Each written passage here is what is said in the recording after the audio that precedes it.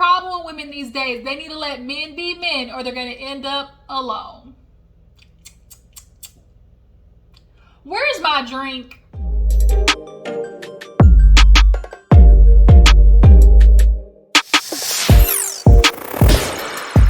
Y'all, what is up? What is up? Welcome back to my channel. I'm so excited, y'all, because you know we got to talk about Love and Marriage Huntsville. Y'all premiered last night, and when I tell you it came back with a bang. A bang. Because if it ain't Martell, it's Tisha. If it ain't Tisha, it's Wanda. If it ain't Wanda, it's back to Martell. It's like the circle of hell between those three, y'all. I can't. My nervousness is bad with Tisha. Then all of a sudden now she done brought her kinfolk in the famous words of Kimmi. And it's just exhausting. Like, I am exhausted just thinking about this season, but I'm so excited, y'all. I'm so excited. So let's not waste the time. Let's go ahead and get into it. If you're new to my channel, go ahead and hit that subscribe button. Okay, welcome. Okay, make sure you subscribe so you can become a member of the Juice Box crew. And let's go ahead and get this thing popping, all right? So, Love and Marriage Huntsville has a new intro. I'm digging it, loving it. Of course, you gotta, revamp everything.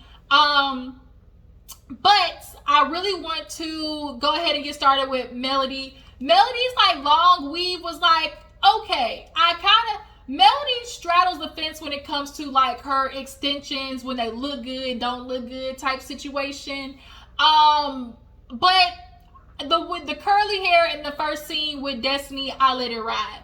But nonetheless, we all start with Destiny and Melody sitting down and really just kind of catching up with Melody. She has her, the youngest one, I think Melania, I think is the youngest one.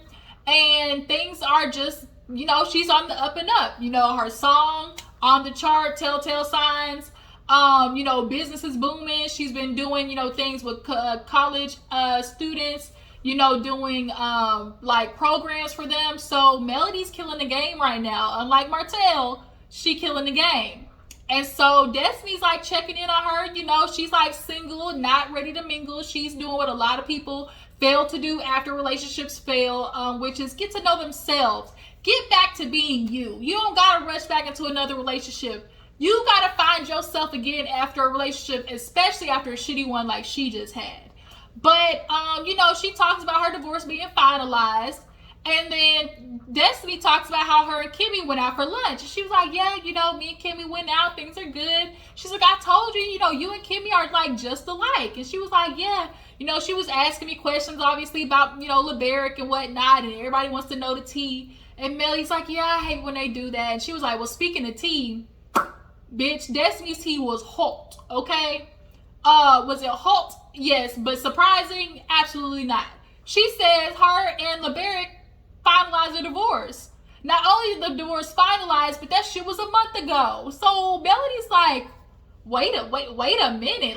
A month ago? Why didn't you tell me? I could have been there for you. I'm your friend. And Destiny kind of was like, I just wanted to go through it by myself. I needed to handle everything. And plus, I didn't want to throw any more on your plate. And Melody, took it as most friends would, which is if I'm your close friend, I want to be there for you. I want to make sure that you're okay. I want to make sure, that mentally and emotionally, you're doing okay. But Destiny wanted to handle it on her own, so that's what she did. Obviously, LeBaric, the Chicken Man, he wasn't there last season, and everybody was wondering, okay, where's Chicken Man at? But what I can appreciate about Destiny is she didn't let it ride. She didn't let it go on longer, because what a lot of women mostly would have done in that situation is stay. They would have stayed because it's oh my gosh, I have a baby with this man and it's a newborn and I can't do it on my own. And let's try to keep the family together. And Destiny obviously clearly saw that not going down the right route. So I'm glad she nipped it in the bud and didn't drag it on to further cause her turmoil. So yeah, nonetheless, Melody just wish she just could have been there. But you drop down in the comments and let me know, would y'all have been offended if you were in the situation with Destiny and she didn't tell you about her divorce and you were Melody? So moving on, we need to see this scene with Marsua and Kimmi.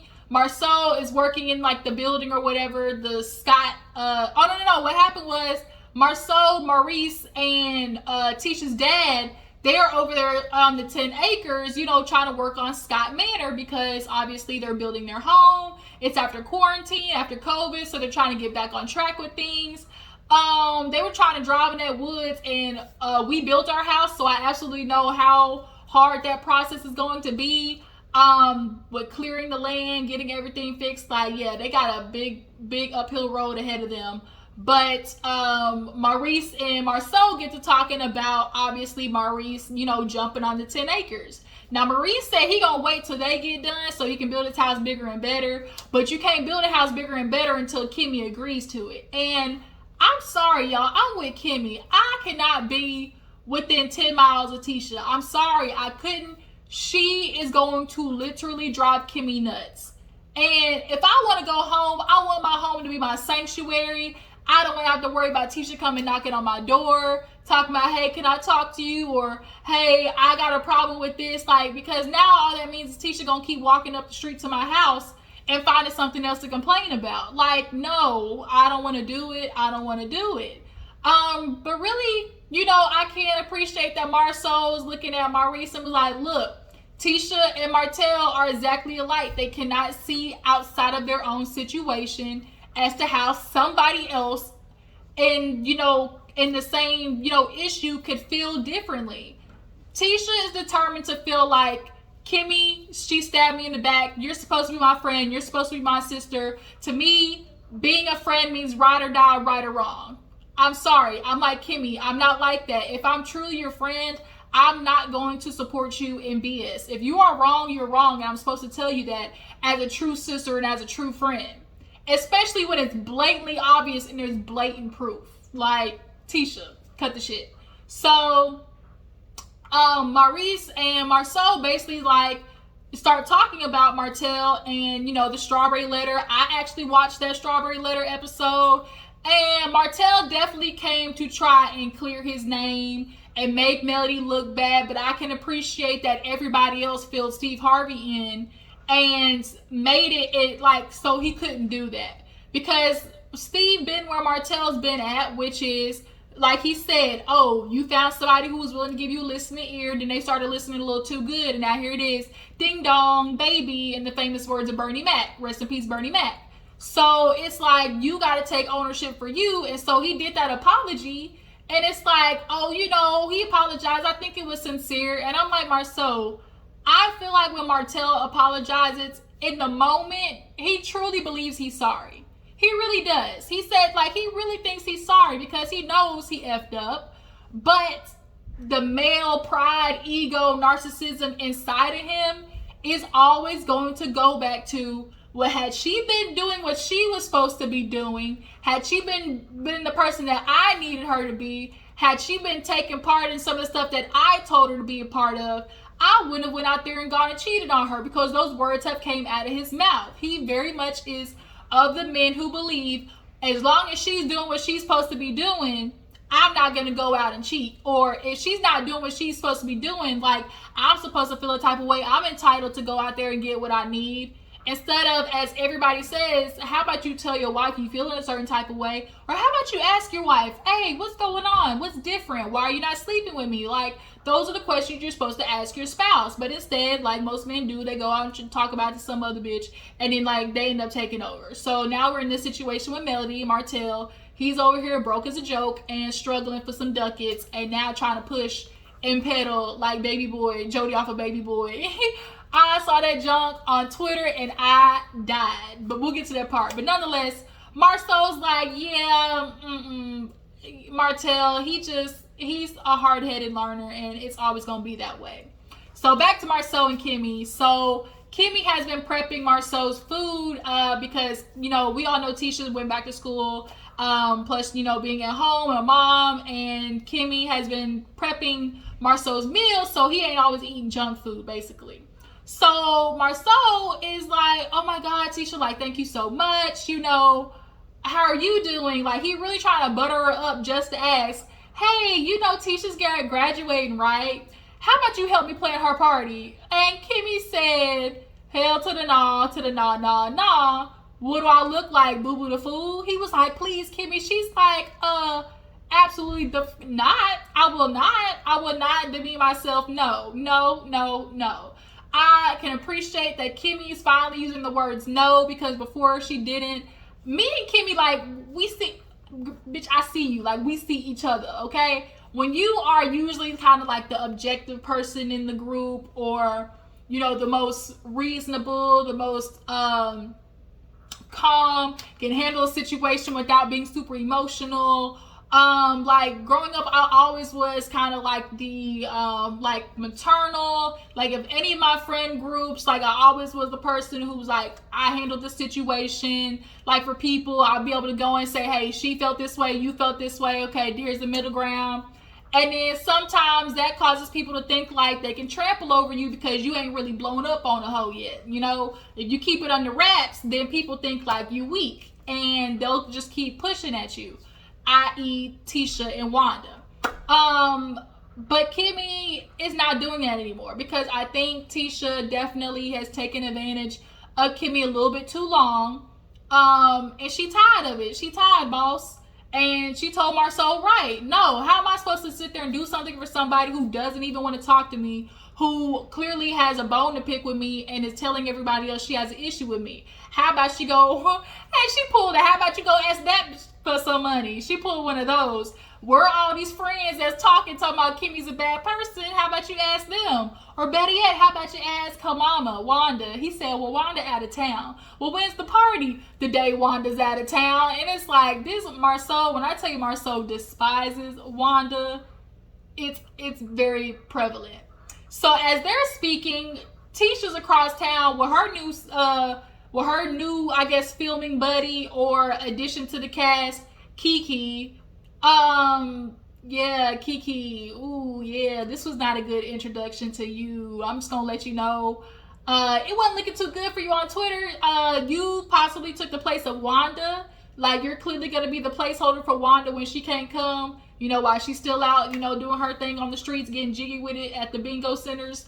But it's very, like, this episode made it very evident who was feeding into Tisha when that whole reunion situation happened. She's talking about, oh, you know, like, what are you doing? I haven't seen you. Like, what's going on? Tisha admits that she knows about Marsua planning this surprise party, but, you know, who's all invited? And she was like, well, are your cousin, like, I mean, your sister-in-law, like, your in-laws coming? She's like, I would think so. And she's like, well, Kimmy? She was like, I would think so, too. Like, I mean, at this point, of course, Tisha always pulled up, I don't have nothing wrong. You know, COVID and the pandemic showed that there's just too much to live for. And I don't have an issue anymore. Like, I just really don't. Like, I'm just so over it. And I want to be able to get to a good place. It's always the same bull that she keeps trying to convince herself of, I'm okay. But clearly you're not. Like, you're not. So quit saying that. And she's not going to be okay until she gets the result that she wants. And I think Tisha, like Kimmy said later in the episode, is spoiled. She always has been getting her end result out of things, especially with Wanda. If she go as a kid, Wanda didn't tell her I love you, but if she told her, hey, this girl was, you know, messing with me on the jungle gym, best believe tomorrow, the next day at school, Wanda's gonna be on that jungle gym pulling that bitch down off the swing in a bonnet and some house shoes. Like, that's what Tisha's used to seeing. And it's like, you can't expect that out of everybody based on off of your childhood issues. So she's like, first of all, the outfit was not cute. Those earrings definitely was buy one, get one free. The dress or whatever sweater dress, like, But I did kind of like, I liked her confessional look. I wasn't mad at the hair. The makeup was nice. I don't know. The dress was cute, but I just really feel like the one sleeve thing is kind of getting like overdone, if you ask me. Especially if it's too poofy. Or maybe if it was in a different color. I don't know. But the one sleeve situation, like, we can let that ride. So yeah, she's obviously expecting to see Kimmy and basically gonna play nice, like, oh my god, nothing's wrong, but we all know that's a fucking lie. Okay, so moving on after that, let's get to old Mitch Tail. Okay, we all know what a Mitch Martell is. Mitch Tail. So he goes over to Madani, which is I think it's Madani, Destiny's, you know, place of business, and he comes in with a box and of course his extra medium top. You know, he loves a good medium. And that's small medium for those who don't know. Over here on my channel, we say medium when it comes to Martell. And he's checking in on her, and you know, obviously he's like, "What's going on with you?" And she's like, "Everything's good, you know, the kids." He's like, "You know, the baby's growing up so big. He's 9 months now, almost walking." She's like, "How about you and the kids?" The first day, he's like, "Yeah, you know, it's the first day of school. All the kids are super excited." And obviously, we remember what happened when he posted that Instagram thing for the first day of school. He tried to use that as his introduction to his you know, master child, i.e. baby with Ariana Curry. And so Destiny was kind of looking at him like, yeah, like, you shouldn't have did that like that. He was like, "What do you mean? Like, I'm the dad. Can't nobody tell me I can't claim my children." That ain't what we saying, Martell. Nobody's not telling you not to claim your kids. But in his confessional, had the nerve to get mad and be like, "Everybody want to talk about Martell. Everybody want to be a Martell business. How about y'all talk about everybody else's business?" Nigga, we are. You just mad because your business, is the worst out of everybody's. That's all it is. But he was trying to turn it into like an issue of people claiming his kids. And it's like, that's not what it is. Like, first of all, we knew you didn't want the baby in the first place. But if you're going to claim your child, don't be sneaky about it. You tried to claim it with a picture of Melania, not a picture of the actual baby. Don't be like, "Oh, baby number 5, and then this is baby number 4 in the picture." Like, you like, he thinks he's the smartest one out the bunch. He literally thinks like nobody sees what he's trying to do, and that's making it even more annoying. So then she's like, "It's just the lack of empathy. It's just the lack of like understanding for other people. Like, the shit just happened, fool. Like, ease into it." And then he was like, "Well, you know, what's going on with or no, he's like, "Oh, everybody want to try to come after me, Martell. Like, oh, Melody's moved on, so why can't I move on? You know, I'm trying to move on with things." And Destiny was just kind of like, "Whatever. So what's in the box? Like, what do you want in the box?" And so he's like, "Oh yeah, I got some products for you. You know, I partnered with Tamra or Tams or something like that, and you know, we got some beard oil, some body butters, and everything." So I'm just kind of like, okay, so you went from construction to body butters? Like, bro, you must be really struggling. And he is. From the trailer, we see he definitely broke. But she's like, "Okay." He's like, "Yeah, you know, it's a business I'm a part of. Well, I'm about to be a part of, you know, 20%. So she's like, "What do you mean looking to be a part of?" He's like, "Yeah, I haven't signed the contracts yet." "So you haven't signed the contracts yet, but you want me to promote this business in my store?" "Well, don't worry about all that." "What do you mean, nigga, don't worry about this?" Like, that's the thing. Like, Martell's one of those dudes, one of those men who believe, "Let me do what I do. Don't ask no questions. It might not make no sense, but I gotta figure it out." And it's like, bruh, if it don't make sense, it ain't making no dollars. That's what I do know. And so he really tried to tell Destiny, like, basically, like, don't worry about it. She's like, "What do you mean? Like, it's a business. Like, basically, you're working for free right now. Is that what you're telling me?" "Well, don't worry about that. Don't worry about that. I got that all under control." Like, he was stumbling over his words when she was asking him questions about the business. Then it's like she said in the confessional, clearly Melody was the brains behind the operation, because this is like, bruh, you got to be better than that. So then she was like, he started asking about LeBerick to try to change the topic. Everybody said he over here pushing body oils like Jody was pushing dresses and Baby Boy. When I saw that, I died. Then the other half of people was like, "Nah, that nigga trying to be slick. That's Ariana Curry." He's like, "That's Ariana Curry's business. He trying to push that hoe so they can bring some money back into their household." I mean, he would think he's smart enough to do that. He really slick. Like, I could really see him doing some shit like that for real. But he started asking about LeBerick, and she's like, "You know, it's in God's hands." He's like, "No, you know, oh, it is in God's hands, but you got to do the work too." And she was like, "Well, shit, you know, I mean, I can't do all the work by myself, you know." And she's like, "Well, how about you? Like, do you feel like you know, you worked on your relationship?" He was like, "Yeah, I mean, it was 12 years. She's like, "Yeah, you know, 12 years is a long time. You know, you working, you know, I'm sure it's very hard to, you know, work on 2 relationships at the same time." I said, "And Oh shoot, she definitely took it there with that one. He said, looked at her like, see, that's the problem. You know, you run your mouth too much. Like, you and Millie, you the same person, always running your mouth. That's probably why you and LeBeric getting a divorce now. It's like, no, she's getting divorced because LeBeric is like you, who expect women to sit there and bow down to men, do nothing but cook, clean, have babies, get on their knees when you ask for it, and like be thankful that you paid the bills. And it's like, that's not going to happen. She left LeBeric because he was probably like, yo ass. And then here you are talking about, here's the reason why you're getting divorced, because you got a mouth. And it's like, oh, I got too much mouth. You a real man, but I got too much mouth. And then it's confessional. Really have the nerve to be like, oh, women need to let men be men. Anytime a dude says that, anytime a man says women need to let men be men, that literally just translates to, let me do what I do. Let me say what I say. You're not going to rebuttal to nothing. You're not going to check me on anything. Bitch, how about you sit back there and let me be the man of the house and whatever I say goes? How dare you question me when I'm paying bills? That's what let a man be a man.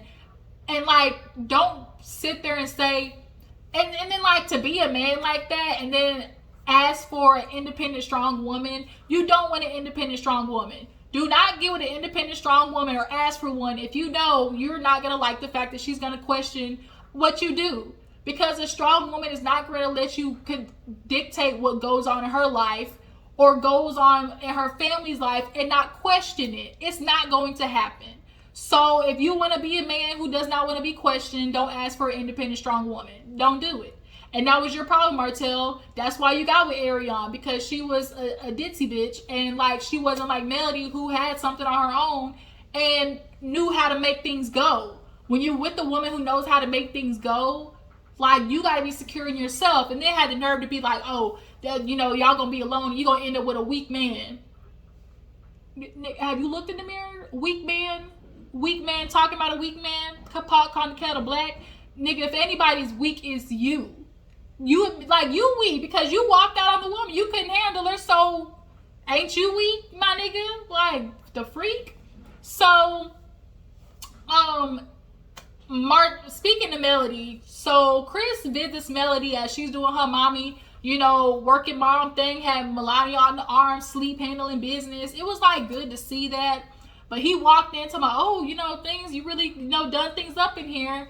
And she had Melody S. Holt all over everything and had her pictures up and whatnot. And so she's like, what can I do you for, Chris? You know, he's like, look, the 47 acres, you know, I was coming to you to kind of talk about them. She's like, and what about it? He's like, well, we'd like you to, you know, construct some homes on the land. And she was like, word?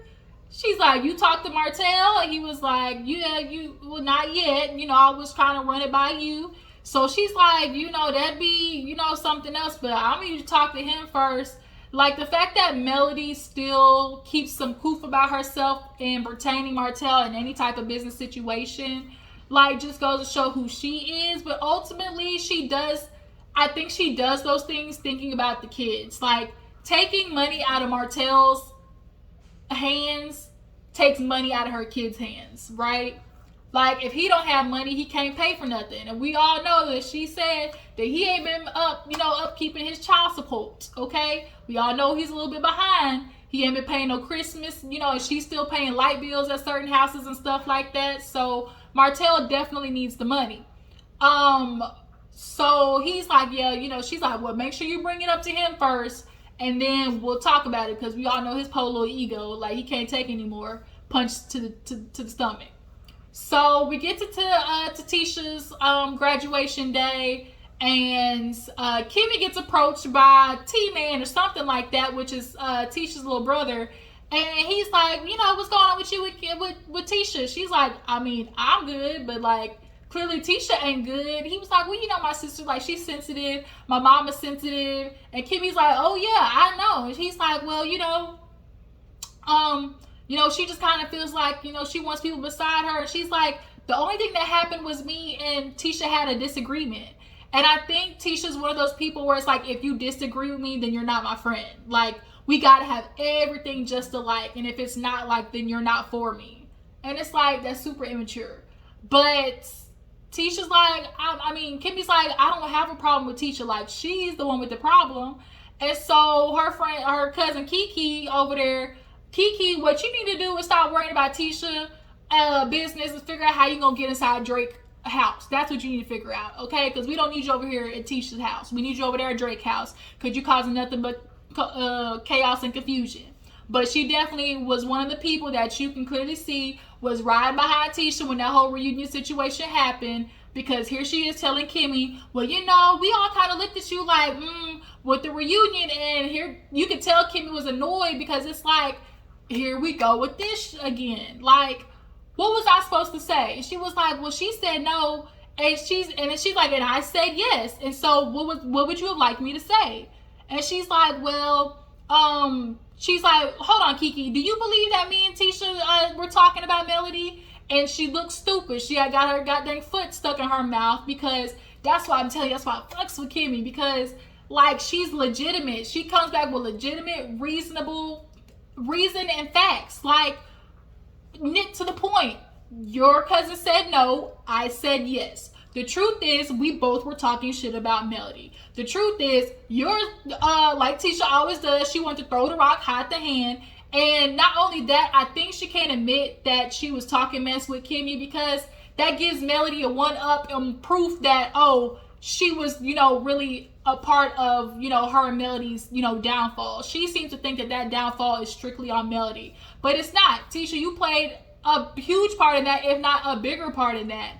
But her cousin Keke, she was like, so once again, like, and they had the nerve to be like, well, I commend you for telling the truth. Well, bitch, if you know I told the truth, then why you mad? And she's like, you shouldn't be mad at me. How about you go talk to your cousin? Why is this conversation not you talking to Tisha about her not backing up what she did? Like, if you talk mess about somebody, you gotta stand in that shit and be like, yeah, I was talking, and what? Like, I was. But that's the thing with Tisha, she's a little girl. So now Kimmi had to check Keke and be like, skirt, bitch, you don't want nan. You don't want nan, okay? And Keke really real fast realized, oh, I need to be quiet because I done stuck my foot in it now. Like, she looked so stupid, and it was so freaking refreshing watching Kimmi like finally get into these hoes.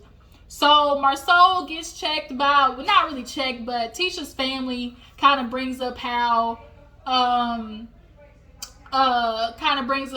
he said the other side of the tracks comment, but it was just like whatever. So then we end with Tisha finally getting there, saying being happy everybody came. I think Marsua gave her a Rolex, if I'm not mistaken.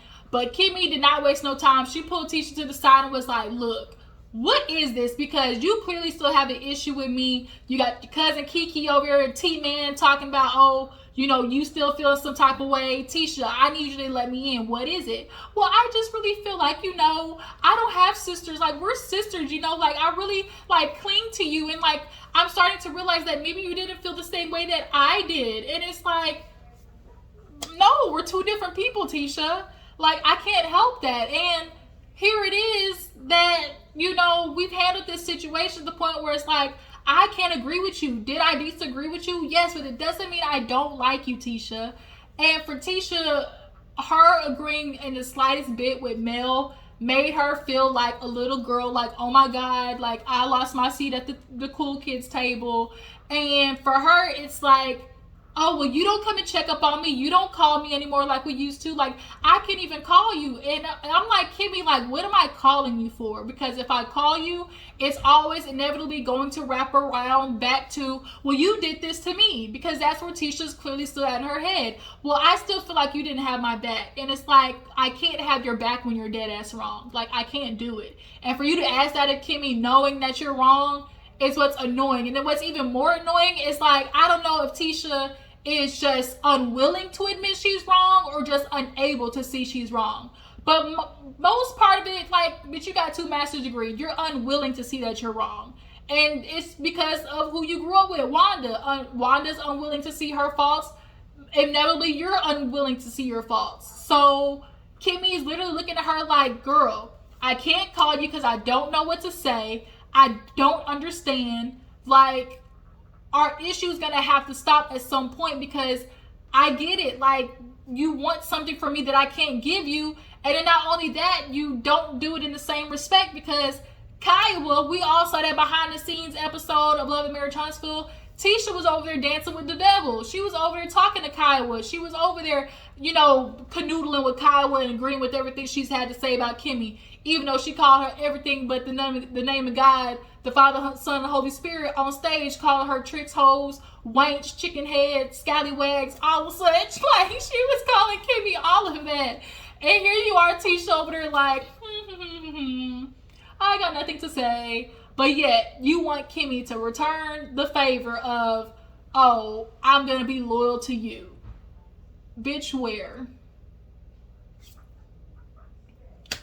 It's not going to happen. And then all of a sudden, Tisha's realizing like, okay, well, how do we move forward? Every time Kimmi makes a point, it's how do we move forward? Now you want to move forward, right? So at this point, we're stuck. Because here it is, Tisha crying once again, like, oh my God, I don't know what to do because you don't want to call me. Like, I just feel like you neglected me. And it's like, girl, you need to get your self-esteem about yourself. And how about you go, you might want to call Ian Van Zandt. I mean, you on the OWN network. I mean, you might be able to make that shit happen. But that's where it kind of ended, with Kimmi not understanding what else she can do. And Tisha sitting there looking like, oh my God, like, I'm just going to lose my sister. That was episode 1, Love and Marriage Huntsville. Tell me what you thought about it. Are y'all just ready for this season? I am so ready. When I tell you Kimmi is going, can't nobody get me off Kimmi's team. We gotta ride for Kimmi. Y'all gonna have me a Kimmi t-shirt. Cause I just fucks with her, y'all. Like we one and the same. So it's just like, I get her. People be trying to play with you and you just gotta let these hoes know I'm done. Y'all not gonna play with me no more. So yeah, I'm super excited about that. And we're going to see how Martell can F up his life a little bit more. So, y'all tell me how you feel about this episode. I appreciate y'all for tuning in. Make sure you like, subscribe, tag, post, share, all that good stuff. And I will catch you guys in the next video. Deuces.